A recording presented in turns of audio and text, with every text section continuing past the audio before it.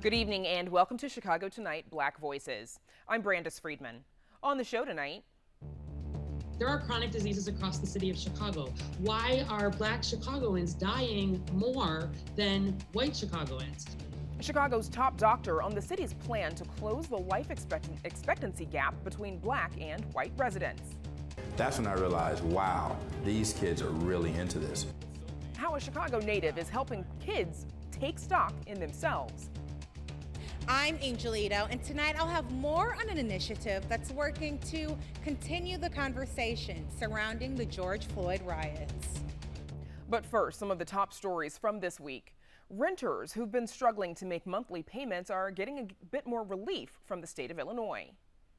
Over 100,000 Illinois tenants and homeowners applied for our assistance program, but we only have enough funds to support approximately 40,000 of them. And ours is the largest pandemic housing stability program in the nation.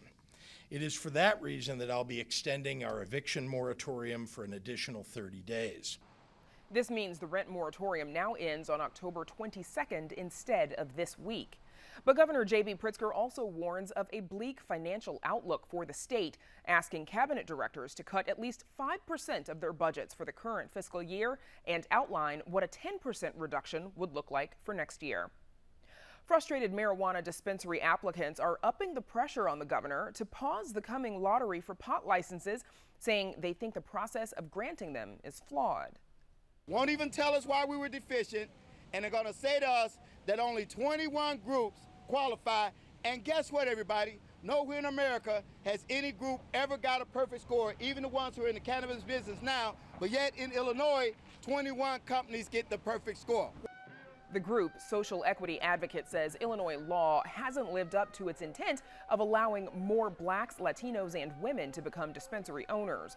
They protested outside of KPMG in the Aon Center this week because the firm graded the applications. 21 finalists will be entered into the lottery sometime this month for 75 dispensary licenses. Governor Pritzker's administration says 13 of the 21 are majority owned by people of color. And the country's first Black president is set to release his next memoir, A Promised Land. The 768-page book titled A Promised Land is set to be released November 17th and is considered the first volume of Barack Obama's presidential memoirs. In social media posts, the former president says he's tried to include a, quote, honest accounting of the key events and people who shaped his time in office, my take on what I got right and the mistakes I made, and the political, economic, and cultural forces that my team and I had to confront then and that as a nation we are grappling with still.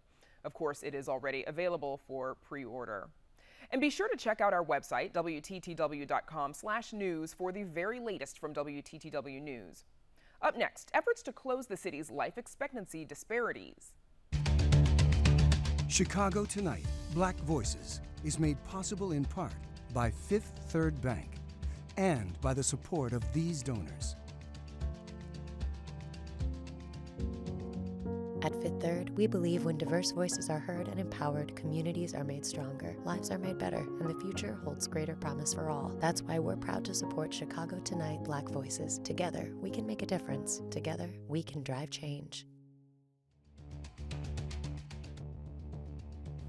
Today, a white Chicagoan lives an average 8.8 years longer than a Black Chicagoan. The Chicago Department of Public Health is trying to confront that life expectancy gap. This week, the department released an ambitious plan called Healthy Chicago 2025, which looks at citywide and community-based solutions to shrink the gap. Joining us with more on that plan is Dr. Allison Arwady, Commissioner of the Chicago Department of Public Health. Thank you for joining us on Chicago Tonight, Black Voices. So first, Dr.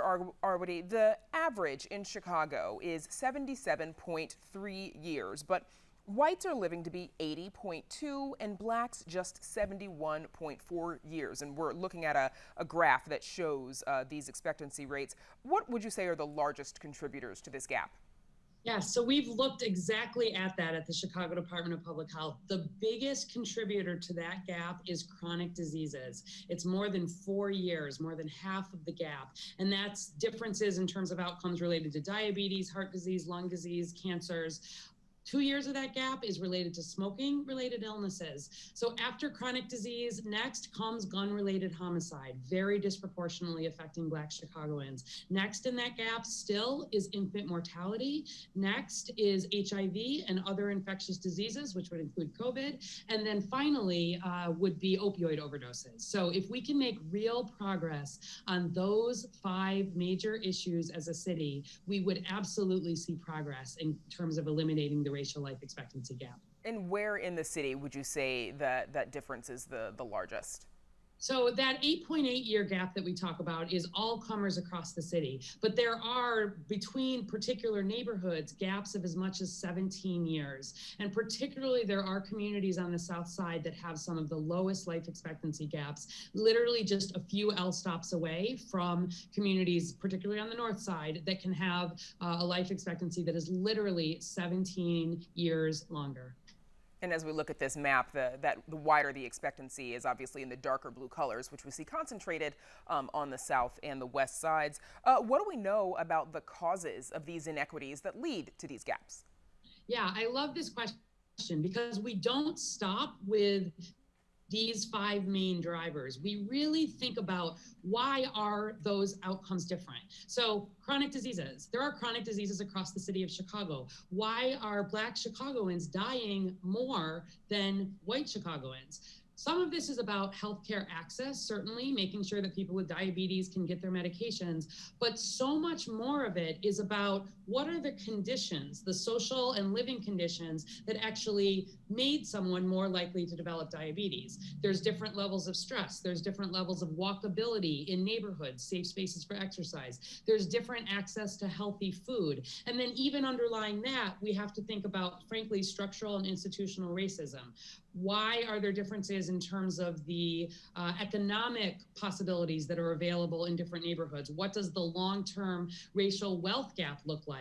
That has built up over decades, and that has been a result, frankly, of years and years of disinvestment and often, frankly, racist policies that have come not just from government, but from many other groups that work in these spaces. I think we have to talk about this honestly if we're going to address it in serious ways, and that's some of what not just the health department, but our partners have tried to do with this report. So then what does this report and this plan intend to do to shrink that gap? So primarily, we focus on a number of different drivers. So certainly health and human services and making sure that there is good access and a good system that everybody is able to access to get their health care that's needed is a piece of it. But we also very specifically call out food access, we call out housing, healthy environments, public safety, and then involvement in decision-making ways in the public health system. And each of these has very specific goals and strategies. But really the idea here is this is not just the health department's plan. Certainly we at CDPH have very particular strategies focused on opioid overdoses, on infant mortality. But more than that, we really call on businesses, government partners, non-government partners, individuals to think about how the work that they do within communities and driven by what is called for in a community can contribute to really reversing this life expectancy gap and getting at the root causes. So also, lots more details on our website. Okay, so and obviously that'll be linked to our website as well. But Black Chicagoans have also seen a dramatic increase in suicides this year, and of course we also talk a lot about mental health that comes with experiencing trauma and gun violence in their communities. Is mental health and how is it addressed in this plan? Yeah, absolutely. We call it out specifically multiple places, and it's one of the main focuses, as you know, of Mayor Lightfoot's and of CDPH's work. It was prior to COVID, and I think with COVID, that's brought that even more to attention. So to give a sense of this, we think about mental health as really underlying with physical health, so many of these other outcomes. And so we've done a lot of work already and will continue to do work to make sure that we are investing in community-based mental health resources. So to give you a very specific example, there is a new, right now we are scoring applications from community-based mental health providers around Chicago with a focus on the south and the west sides to fund 25 mental health providers to increase access to care in a trauma-informed way. That's an example of pushing resources into community, making sure that this is part of a larger mental health system, and that we're not just thinking about mental health in the clinic, but we're funding work that makes sure we bring mental health resources out to people who may have more serious illness, may not be able to keep an appointment, and we think about prevention. Like, it's not just the absence of mental illness, but actually promoting mental health and having safe community spaces, good community engagement, lots of opportunities for supporting interaction in ways that are safe, even in the time of COVID, are part of mental health as much as the absence of mental illness is. And Dr. Arwady, we've got about 30 seconds left, but how do you measure the impact of this plan?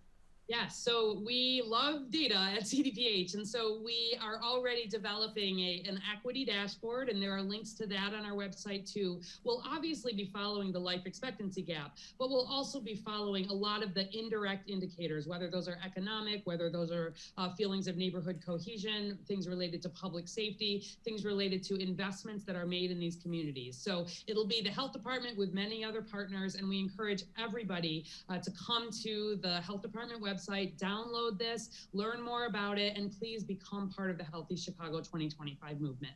Okay, Chicago's top doc, Allison Arwady, thank you so much for joining us. Thank you. Up next, a nonprofit taking stock in Chicago's youth. But first, this week marks the 65th anniversary of the acquittal of Emmett Till's confessed murderers in Mississippi. On this week's timeline, we remember Till's story.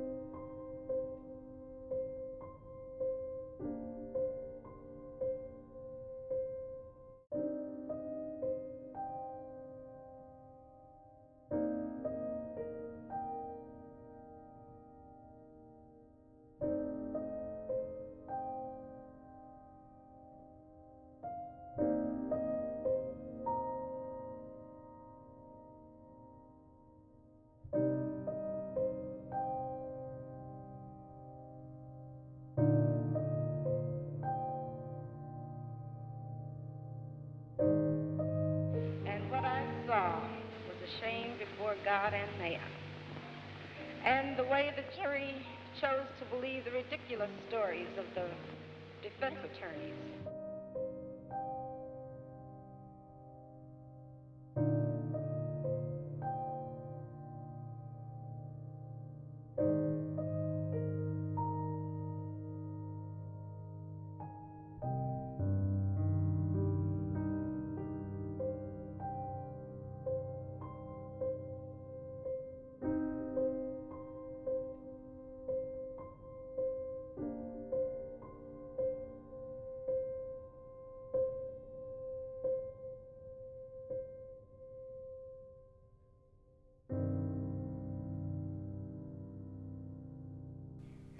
Chicago native Rendell Solomon grew up in the West Side's K-Town, a neighborhood better known for unchecked violence than for educational opportunities. But he says that for him, education was the key to his professional success. Now, as a managing director at a private equity firm, Solomon uses his experience to help Chicago's kids forge their own paths to success through his nonprofit initiative, One Stock, One Future. And Rendell Solomon joins us now to talk about his journey from the West Side to Michigan Avenue. Welcome back, Rendell. So you're a West Side native. You grew up in K-Town. Tell us a little bit about what your childhood was like. It was a really interesting time, Brandis. I mean, we grew up low income. I actually thought we were really poor. And as I got older, I began to learn more about what poverty truly means. So I realized that, yes, while we were low income, we actually were above the poverty level. And you think about how low it's set. And in my neighborhood, of the 77 distinct Chicago communities, I believe the West Garfield Park neighborhood is definitely in the bottom 10 communities. And I want to believe it may be in the bottom 8. So it's one of the poorest communities in Chicago with the most violence. Yet, I was thankful, rest in peace to both of my parents now, but I had a mother and a father who was so focused on education. While it didn't guarantee potential success, that it was going to be one of the greatest tools that I could use to advance my own cause. And then education, you were a CPS student, but then you actually ended up attending the Latin school. Tell us about how you ended up going to the Latin school. Yeah, that was definitely a change of scenery for me, having gone to, it was a Catholic school from 1st to 4th grade, and then public school CPS from 5th to 8th grade. My mom worked downtown as an admin, and as I was thinking about schools, my natural selection would have been one of the more neighborhood or local schools. So I would have gone to either Whitney Young, could have gone to Providence St. Mel, actually thought about St. Ignatius. Those are really the only 3 that I recall seriously considering. Mind you, this is 1991. We're talking about, so my memory's a bit cloudy.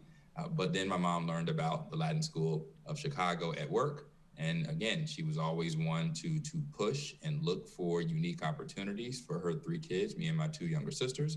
And so I had a chance to visit Latin, and I wanted to find a way to enter into that program. And it was away from the West Side, which was important for me because, as you pointed out, as it relates to the violence, it gave me a bit of an escape to get out of the neighborhood for just a few hours a day to focus on my studies. And that's where I attended. So professionally, you moved from the entertainment industry to engineering to private equity. Private equity, it's not quite a sector that's known for its ethnic diversity. What made you decide to go into that business? Sure, my professional career, as you pointed out, has been a bit of this hodgepodge. I studied engineering in undergrad at Tulane. And so as you think about my academic and then early professional career, very predictable to anyone who's known Rendell Solomon from those days on the West Side. Oh, Rendell Solomon studied engineering? No surprise. Oh, Rendell Solomon works in engineering at Procter & Gamble? No surprise. Oh, Rendell Solomon went to get an MBA at Columbia? Of course he went to advanced education. Wait a minute, he works in the music industry now? That's when the record player would have stopped. And it would have confused people because that was a bit of a departure given my path at that time. And so when unfortunately my stint in the music business in New York City as an artist manager didn't quite pan out the way I expected, I called up longtime mentor and the founder of Muller & Monroe Asset Management and let him know that I needed to come back to Chicago to sort of pivot and figure out what the next stage of my life and career was going to be. This is at age 28 years old. So it was supposed to be a 6-month sort of engagement to support him at the office as I figured out my next move has become a 12-year career and growing. Well, and so in 2016, you started the initiative One Stock, One Future. Tell us briefly, if you could, about that.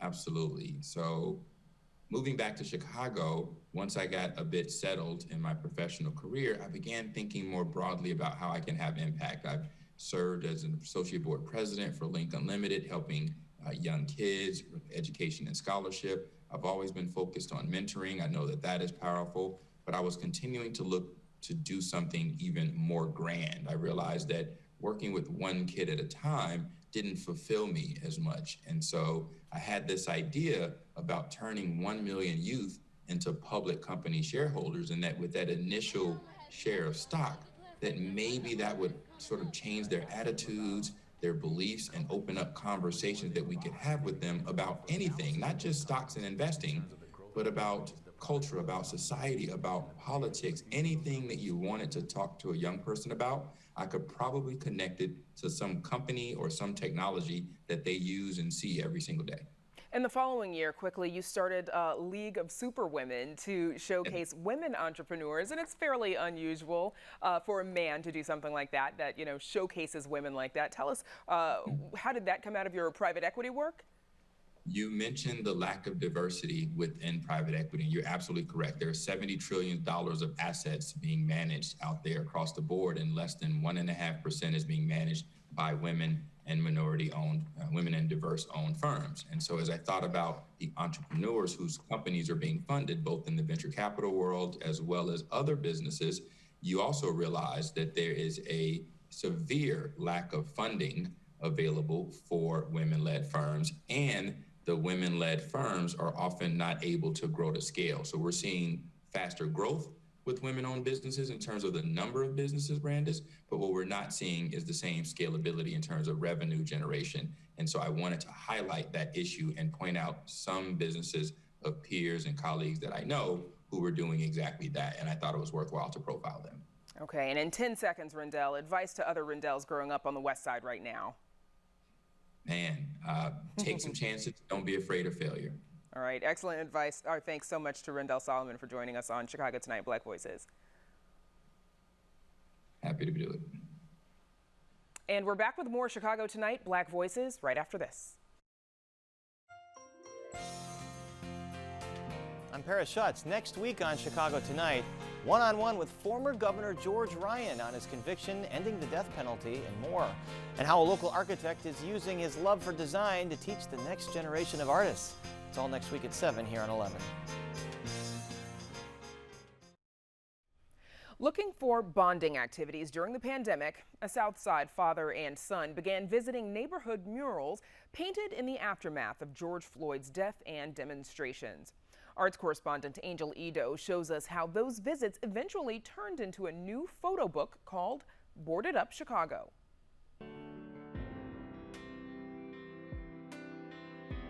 When father and son, Chris and Zach Slaughter, were looking for a bonding activity during the pandemic, a new camera led them to document reaction to the George Floyd protests and riots. We weren't thinking about a book.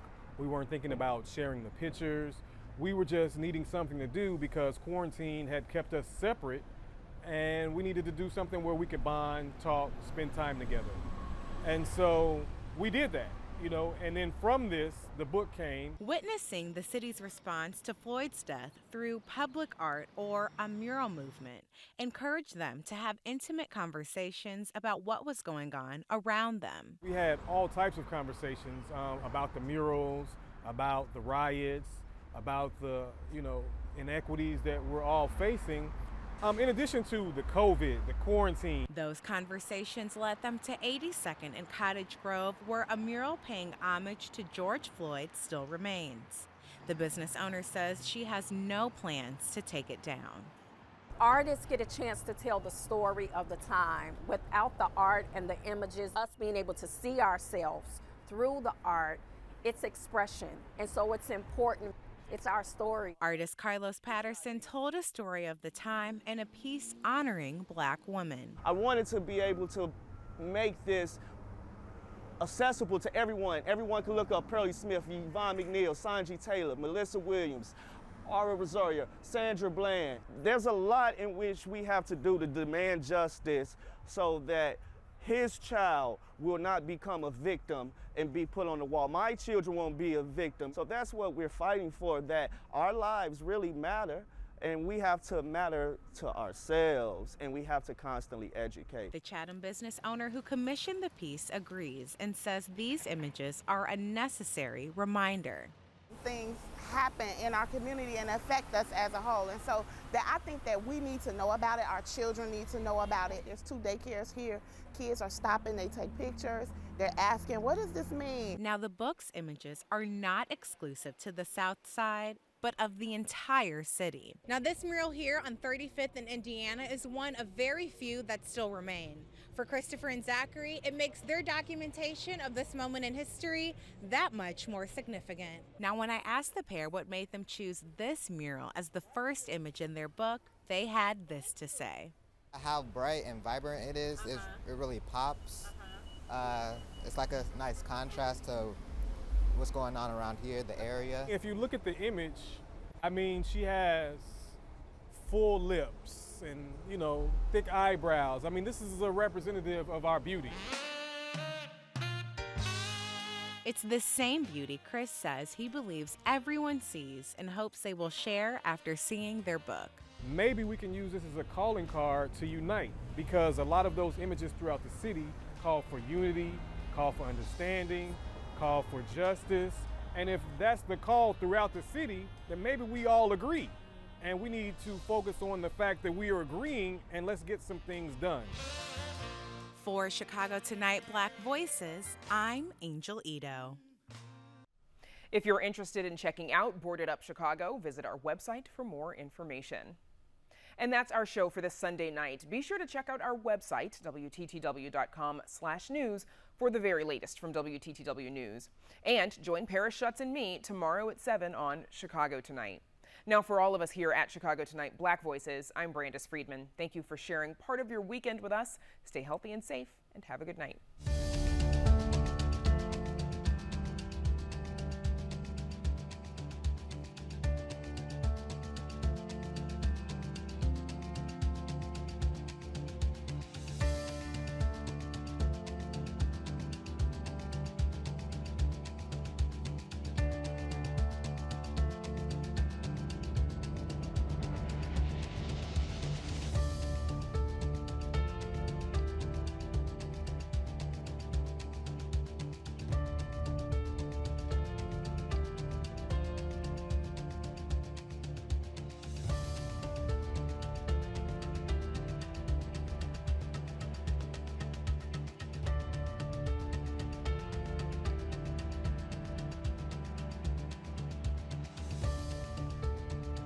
Closed captioning is made possible by Robert A. Clifford and Clifford Law Offices, a Chicago personal injury and wrongful death firm named by elite lawyers as the top aviation firm in the country in 2020.